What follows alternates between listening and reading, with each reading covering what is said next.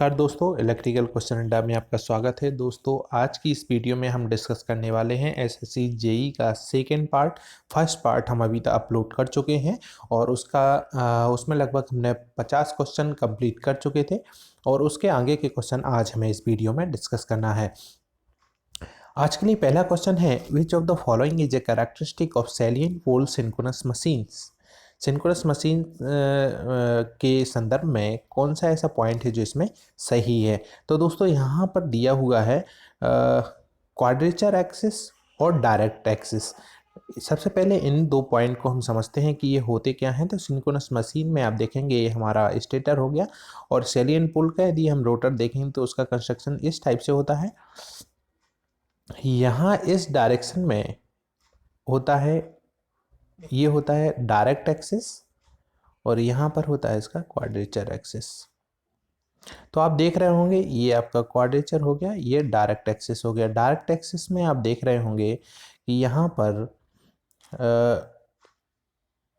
Air gap काफ़ी कम है और यहाँ पर क्वाड्रेचर एक्सिस में एयर गैप काफ़ी ज़्यादा है पोल स्टेटर और रोटर के बीच में। तो यहाँ हमने एक क्वेश्चन प्रीवियस उसमें पार्ट में हमने डिस्कस किया था कि यदि आपका एयर गैप का ज़्यादा है तो वहाँ पर रिएक्टेंस भी ज़्यादा होगा और एयर गैप यदि कम है तो वहाँ का रिएक्टेंस कम होगा। यानी डायरेक्ट एक्सिस में क्यूडी जो डायरेक्ट एक्सिस में रेजिस्टेंस होगा एक्सडी वो कम होगा, जबकि क्वाड्रेचर एक्सिस में हमारा जो रिलक्टेंस होगा वो ज़्यादा होगा। तो यही इसके ऑप्शन दिए हुए हैं कि reluctance along the direct axis is smaller than the quadrature axis. तो ये हमने देखा, ये पॉइंट इसमें दोस्तों सही था। अगला क्वेश्चन है, एक सीरीज आरएलसी सर्किट दिया हुआ है आपको और उसमें आपको क्या क्या क्वांटिटीज गिवन है। रेजोनेंस फ्रिक्वेंसी दी हुई है, इम्पीडेंस एट रेजोनेंस दिया हुआ है, क्यू फैक्टर दिया हुआ है और आपसे पूछा है कि capacitance of the capacitor will be. तो इस सीरीज आरएलसी सर्किट में ये क्वांटिटीज हमें दी हुई हैं। हमसे सी पूछा गया है कि सी क्या होगा। सबसे पहले आपको क्यू फैक्टर मालूम होना चाहिए। दोस्तों, सीरीज आरएलसी जब हम सर्किट की बात करते हैं, सीरीज आरएलसी सर्किट के केस में यहाँ हम देखेंगे कि क्यू फैक्टर की वैल्यू कितनी होती है। तो सीरीज आरएलसी सर्किट में क्यू फैक्टर जो होता है वो होता है एक्सएल और एक्ससी डिवाइडेड बाय आर। एक तो ये फॉर्मूला होता है और क्यू फैक्टर क्या होता है आपका, ये होता है रेजोनेंस फ्रिक्वेंसी यानी omega R divided by R. एक ये फॉर्मूला भी होता है और एक और फॉर्मूला जो क्यू फैक्टर का जो नॉर्मली पूछा भी जाता है कई बार कि Q factor series RLC circuit में कितना होगा। तो 1/r रूट के अंदर L/C। ये आपको 3 या 4 फॉर्मूले इसके आते हैं, ये आपको सभी को याद होना चाहिए क्यू फैक्टर के, जो कि सीरीज आरएलसी सर्किट में है। यदि हम पैरेलल आरएलसी सर्किट के लिए क्यू फैक्टर का फॉर्मूला पूछेंगे तो पैरेलल आरएलसी सर्किट के लिए जो क्यू फैक्टर का फॉर्मूला होगा वो जस्ट इसका अपोजिट हो जाएगा, यानी आर रूट के अंदर C/L। ये क्यू फैक्टर होता है पैरेलल आरएलसी सर्किट के लिए। अब चलिए हमारे क्वेश्चन पर आते हैं। इस क्वेश्चन में हमसे पूछा है क्यू कितना होगा। तो क्यू हमने एक डिस्कस कर चुके हैं, ये होगा एक्सएल और XC divided by R. XC यहाँ पर कितना हो जाएगा, 1/ओमेगा R into C into R. ये आप हमने इसको इस फॉर्म में कन्वर्ट कर लिया है। यानी अब हमारे पास रेजोनेंस फ्रिक्वेंसी, कैपेसिटेंस और रेजिस्टेंस के फॉर्म में एक फॉर्मूला आ गया जो कि है क्यू का। अब देखिए क्या क्या दिया हुआ है। क्यू दिया है आपको, सी भी दिया है, सी निकालना है, ओमेगा आर दिया हुआ है आपको और आर दिया हुआ है। अब केवल अननोन क्वांटिटी जो बचती है वो है सी। तो आप सिंपली इसको फॉर्मूला में रख दीजिए तो आपका क्यू निकल कर आ जाएगा। तो Q कितना हो जाएगा, C कितना निकल के आएगा, C इक्वल टू हो जाएगा 1 डिवाइडेड बाय 5000। रेजोनेंस फ्रिक्वेंसी कितना दिया है, ओमेगा दिया हुआ है, जिसको आप 2πn उस फॉर्म में कन्वर्ट करेंगे तो आपका फ्रिक्वेंसी का जो निकल कर आएगी वो आएगी 5000 इंटू 25 इंटू 56, ये यहाँ पर Q है और 25 आपका सॉरी Q है आपका 25 और 56 यहाँ पर R दिया हुआ है। तो ये आपका आंसर निकल कर कितना आ जाएगा, ये हो जाएगा 1/7 माइक्रोफेरेड। तो इसका सही आंसर कितना होगा, 0.143 माइक्रोफेरेड। दोस्तों यहाँ आपको दिया हुआ है इम्पीडेंस एट रेजोनेंस। तो इम्पीडेंस एट रेजोनेंस जो होता है, सिंपली इम्पीडेंस क्या बचता है रेजोनेंस में, वो होता है आर बचता है। तो ये आर की वैल्यू दी हुई है, डायरेक्ट उन्होंने नहीं लिखा है कि आर आपका 56 है, इसलिए आप कंफ्यूज ना हो। यहाँ पर हमने जो आर इस्तेमाल किया है वो 56 है, क्योंकि रेजोनेंस कंडीशन में जो इक्विवेलेंट इम्पीडेंस आता है रेजोनेंस पर वो होता है आर। काफ़ी अच्छा क्वेश्चन था। अगला क्वेश्चन है, which of the following system of wiring is the cost least wiring. तो यहाँ ऑप्शन दिए हुए हैं, conduct wiring, wooden casing capping wiring, TRS wiring और क्लीड वायरिंग। ये कल मैंने जो पुरानी वीडियो थी उसमें डिस्कस किए हुए थे इन सभी वायरिंग को। तो सबसे सस्ती जो हमें पड़ेगी इन वायरिंगों में वो होगी कंड्यूट वायरिंग। इसके बाद अगला क्वेश्चन है, which type of DC generator does not need equalizer for satisfactory parallel operation। Parallel operation में दोस्तों आज का ये वीडियो आपको पसंद आता है तो ज़रूर लाइक कीजिए, और कमेंट में आप कोई भी पेपर डिस्कस करना चाहते हैं, जैसा कि मैंने पुरानी वीडियो में भी बताया था, तो आप मुझे अभी 941573@gmail.com पर मुझे मेल कर सकते हैं वो वाले पेपर। उसको मैं कभी ना कभी उसको डिस्कस ज़रूर करूँगा और आपके लिए उसका सॉल्यूशन ज़रूर लेके आऊँगा, जिससे कि और लोगों को भी इस वीडियो का फ़ायदा मिल सकेगा और आपका भी बहुत सारे क्वेश्चन उससे कंप्लीट होंगे। तो कोई भी क्वेश्चन ना छोड़ें, हर एक क्वेश्चन को अच्छा लेके चलें। अगला क्वेश्चन है हमारा, type of DC generator does not need equaliser for satisfactory parallel operation. तो हम क्या करते हैं कि दोस्तों जनरेटर का, हमारे जितने भी टाइप के जनरेटर होते हैं, सीरीज हो, शंट हो या अंडर कंपाउंडेड, ओवर कंपाउंडेड, इनका सबका हम पैरेलल ऑपरेशन करते हैं। पैरेलल ऑपरेशन हम करते हैं जब, तब आप देखेंगे यहाँ पर, जैसे हमने एक जनरेटर लिया यहाँ पर, एक जनरेटर यहाँ पर लिया और ये आपका लोड रहता है यहाँ पर। इन दोनों जनरेटर G1 और G2 से आप सप्लाई दे रहे हैं।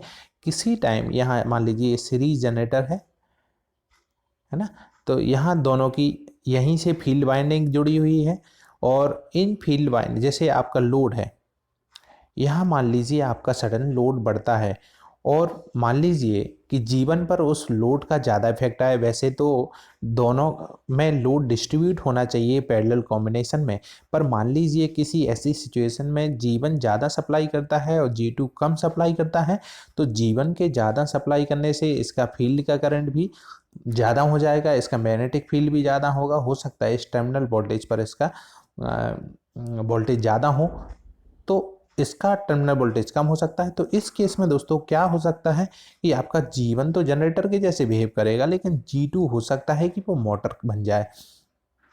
यानी इस लोड के बढ़ने के कारण आपका जो इफेक्ट आया है वो दोनों जनरेटर में सेम नहीं आया है, किसी एक पर ज़्यादा आया है, किसी एक पर कम आया है। तो इस केस के कारण एक जनरेटर की जैसे बिहेव कर रहा है, एक मोटर के जैसे बिहेव कर रहा है, और दोनों का टर्मिनल वोल्टेज, तो क्या होता है, करंट इन्हीं दोनों जनरेटरों के बीच में घूमता रहता है और लोड तक नहीं जाता है।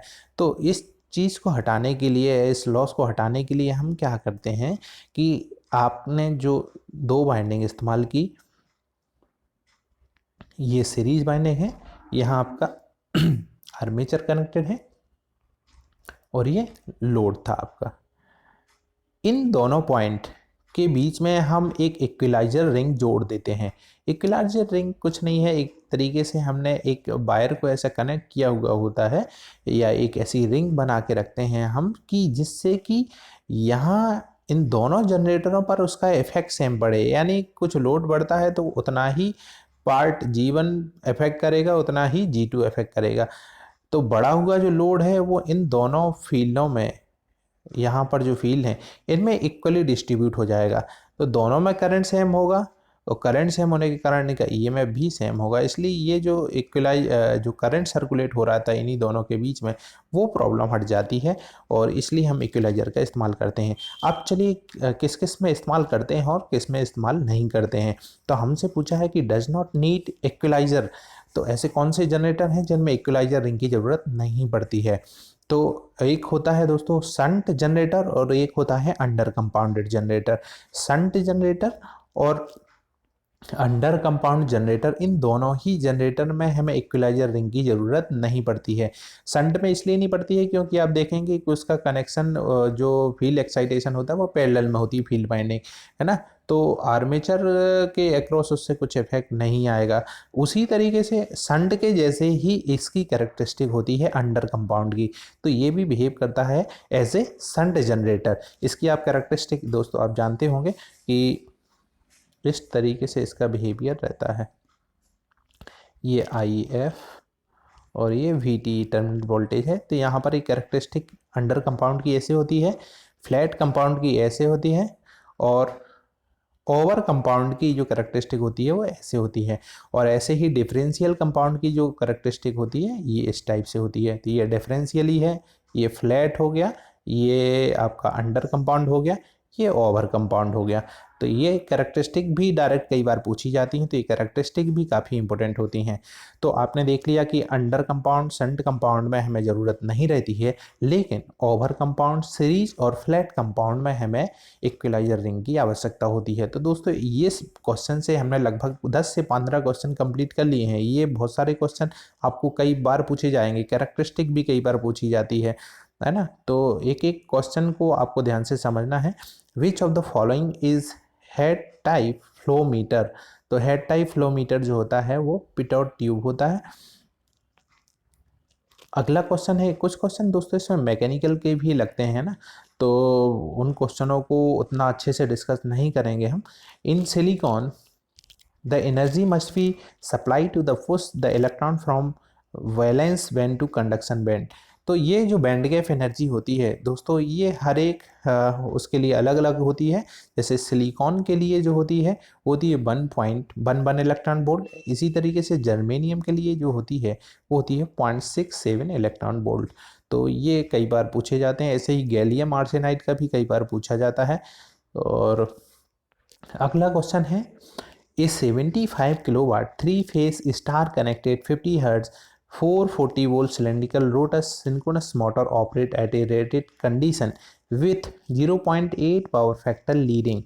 The motor efficiency excluding field and stator loss is 95% and access equal to 2.5 ohm. Calculate the mechanical power developed. तो मैकेनिकल पावर डेवलप्ड इसमें पूछी गई है हमसे। अब दोस्तों यहाँ बहुत सारी क्वांटिटी गिवन है, बहुत सारी क्वांटिटीज गिवन भी नहीं है, लेकिन हम इसको इजीली कैसे सॉल्व करेंगे ये आप इसका पैटर्न देखना। 75 किलोवाट आपको दिया हुआ है, 75 किलोवाट यानी ये मोटर के 60 पर आप देख रहे हैं। कोई भी मोटर होती है जैसे 3 हॉर्स पावर की मोटर बोली यानी उसके 60 पे जो आउटपुट आ रहा है वो होता है।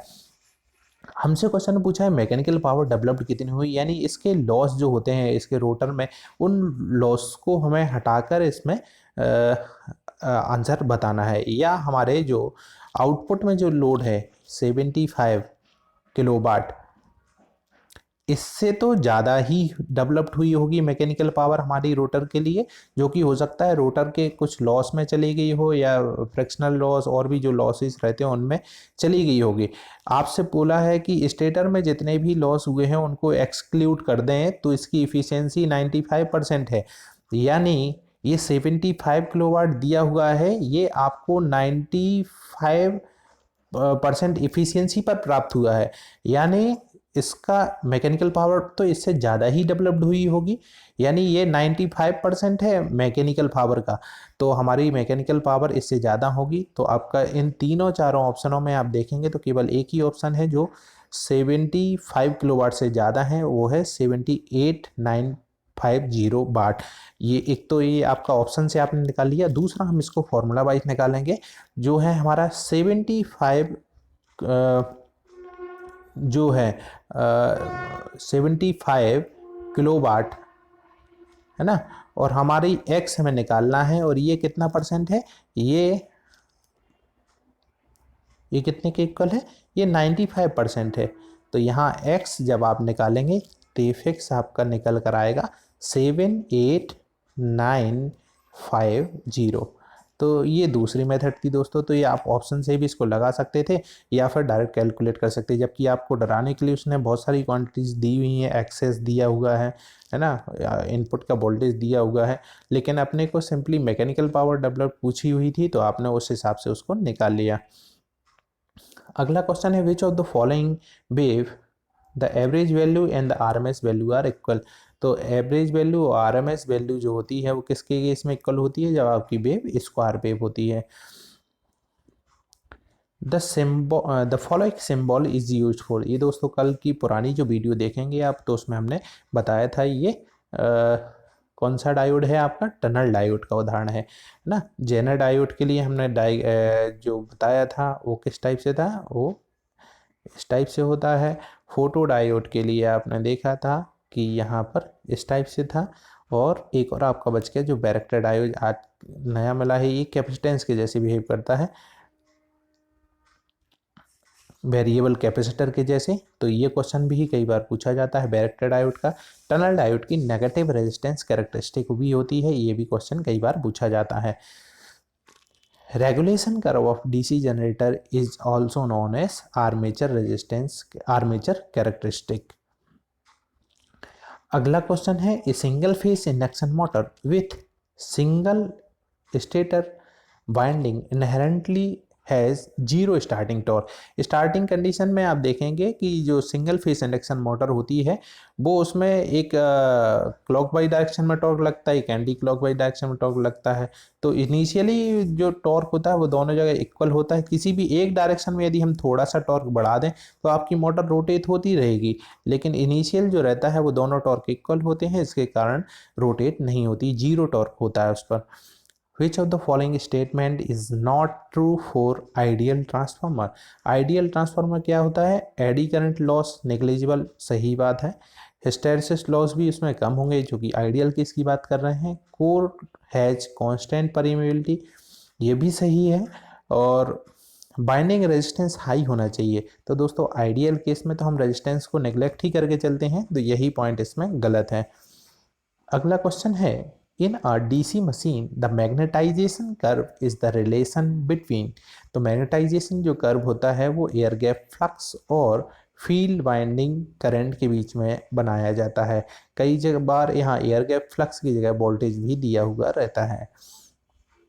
For rewireable fuse the employing copper wire as the fusing element, the fusing factor is. तो फ्यूजिंग फैक्टर रिवायरेबल फ्यूज के जो हमारे घरों में फ्यूज इस्तेमाल होता है, आपने देखा होगा यहाँ पर इस टाइप से इसकी कंस्ट्रक्शन रहती है, यहाँ एक वायर लगा हुआ होता है। ये कई बार जब इसके टेम्परेचर से ज़्यादा हो जाता, इसके रेडिएट करने से ज़्यादा हो जाता है तो आपका फ्यूज मेल्ट हो जाता है, ऐसा आपने देखा होगा। फिर से यहाँ नया वायर लगा के हम इसको काम में ले सकते हैं। तो इसका जो फ्यूजिंग फैक्टर होता है वो 1.922 तक रहता है। और HRC फ्यूज़ के लिए भी कई बार आता है कि HRC फ्यूज़ के लिए फ्यूजिंग फैक्टर कितना होता है, तो वो होता है 1.1। ये दोस्तों कई बार रिपीटेड है, बहुत ज़्यादा जेई के एग्जाम में पूछा जाता है। MPV में भी कई बार लगातार पूछा गया है ये question. Which of the following is not a characteristic of hysteresis motor. Hysteresis motor क्या होती है, इसका रोटर जो रहता है वो काफ़ी अनस्लॉटेड वाला रहता है, कोई स्लॉट नहीं रहते उसमें, जिसके कारण आप देखेंगे कि हिस्टैरिसीस मोटर में इसमें जो रोटर में, इसके रोटर में ही एडी करंट और हिस्टैरिसीस लॉस जो होते हैं उनके कारण ही इसमें मैग्नेटिक फील्ड जनरेट होती है और ये मोटर रोटेट होती है। और इस मोटर में चूंकि स्लॉट नहीं होते हैं रोटर में, इसलिए ये स्मूथ चलती है, कोई आवाज़ नहीं आती, कोई मैकेनिकल वाइब्रेशन नहीं होती है इसमें। इस कारण इसको हम इस्तेमाल करते हैं आपकी रिकॉर्डिंग पर्पस के लिए, टेली रिकॉर्डर वगैरह में भी हम इसका इस्तेमाल करते हैं। तो ये भी क्वेश्चन कई बार पूछा जाता है। और सैडेड पोल जो मोटर होती है वो कम टॉर्क वाली मोटर होती है। और सैडेड पोल मोटर में हमने देखा था, कल एक क्वेश्चन आया था उसमें कि एक सैडेड रिंग होती है जिसके कारण रोटेटिंग मैग्नेटिक फील्ड जनरेट होती है। और सैडेड पोल मोटर का हम ज़्यादातर खिलौने में इस्तेमाल करते हैं, टॉयस बनाने में होते हैं। और इसके बारे में हमें जो पॉइंट सही नहीं है वो हमें पकड़ना है। तो इसमें लो नॉइस बिल्कुल सही बात है, इसमें कोई नॉइस नहीं होती है। अनस्लॉटेड रोटर ये भी सही है। स्मूथ रनिंग ये भी सही है, कोई वाइब्रेशन रहता है, एकदम स्मूथ रनिंग होती है, इसलिए वीडियो रिकॉर्डिंग वगैरह में या रिकॉर्डर में कोई भी जो मशीन इस्तेमाल होती है वो हिस्टैरिसीस मोटर ही होती है। हाई पावर, लेकिन ये हाई पावर नहीं होती है, लो पावर होती है। तो फोर्थ ऑप्शन है ये गलत है, बाकी सब सही है उस केस में। In synchronous machine as the machine size decrease, तो मशीन की साइज डिक्रीज होने पर यूनिट रेजिस्टेंस इंक्रीज हो जाता है, लेकिन दोस्तों पर यूनिट रिएक्टेंस उसका कम हो जाता है। Overall efficiency of dielectric heating, ये इसकी इफ़िशियंसी जो रहती है वो 50% के अप्रॉक्स रहती है। और अगला क्वेश्चन है the load of 3 impedance each 6 plus J9 is supplied through a line having an impedance of 1 plus J2. The supply voltage is 400 volt 50 Hz. Determine the line current. लेकिन दोस्तों ये क्वेश्चन यहाँ पर अधूरा है। इस क्वेश्चन में ये नहीं बताया कि इन जो लोड इम्पीडेंस है इनको कनेक्ट कैसे किया गया है, या तो ये स्टार कनेक्टेड होंगे या डेल्टा कनेक्टेड। तो हमने इस क्वेश्चन को जब स्टार कनेक्शन से लेके सॉल्व किया तो इसका सही आंसर आएगा। और इन स्टार कनेक्शन लोड में हमने देखा कि यहाँ 3 इम्पीडेंस जो हैं वो स्टार कनेक्टेड हैं, जिनकी प्रत्येक की वैल्यू जो है 6 plus J9 है, और एक लाइन भी है 1 plus J2। तो अब यहाँ हमसे पूछा है कि लाइन करंट कितना होगा। तो लोड को जो हमने स्टार कनेक्टेड किया तो सबसे पहले हम लाइन टू न्यूट्रल या फेस वोल्टेज हम इसमें निकाल लेते हैं, जो कि होगा 400 डिवाइडेड बाय √3। तो इसकी वैल्यू आएगी 231 वोल्ट। अब इम्पीडेंस हम पर फेस इसमें निकाल लेते हैं, है ना। तो पर फेस जब इम्पीडेंस हम इसमें निकालेंगे तो वो होगा 6 plus J9 plus 1 plus J2। इसको आप सॉल्व करेंगे तो ये होगा 7 plus J11। अब यहाँ हमें लाइन करंट पूछा था, तो लाइन करंट जो होगा वो होगा phase voltage divided by the impedance पर फेस, क्योंकि स्टार कनेक्शन में लाइन करंट और फेस करंट आपकी इक्वल ही होंगे। 7 plus J11, इसको आप सॉल्व करेंगे तो ये आपका आएगा 17.7। सही आंसर कितना होगा 17.7। तो ये स्टार कनेक्टेड लोड के लिए दिया हुआ है। यदि आपको इस क्वेश्चन में ऑब्जेक्शन लेना है तो आप ले भी सकते हैं इसका, इसमें क्योंकि ये नहीं दिया है कि कौन से कनेक्शन इसमें होना चाहिए, ये स्टार कनेक्शन में ही ये आंसर 17.7 एम्पियर इसका आएगा। For a series RLC circuit, the selectivity is defined as the ratio of, तो selectivity किसका रेशियो होती है, ये रेजोनेंट फ्रिक्वेंसी टू बैंडविड्थ होती है। Calculate the frequency of current if supply frequency is 50 Hz and slip is 5%। तो rotor frequency जो होती है, रोटर की जो फ्रिक्वेंसी होती है वो होती है SF, स्लिप आपकी दी हुई है 5% यानी 0.05 इंटू एफ आपकी फ्रिक्वेंसी दी है 50। तो इसका सही आंसर कितना आ जाएगा, जो कि होगा 2.5 हर्ट्ज। तो दोस्तों ये थे 20 और क्वेश्चन। इसके बाद में एक और पार्ट बनाऊंगा जिसमें थर्ड पार्ट में आपके रिमेनिंग जो 30 क्वेश्चन बच गए हैं उनको हम डिस्कस करेंगे। आज के लिए इतना ही, धन्यवाद।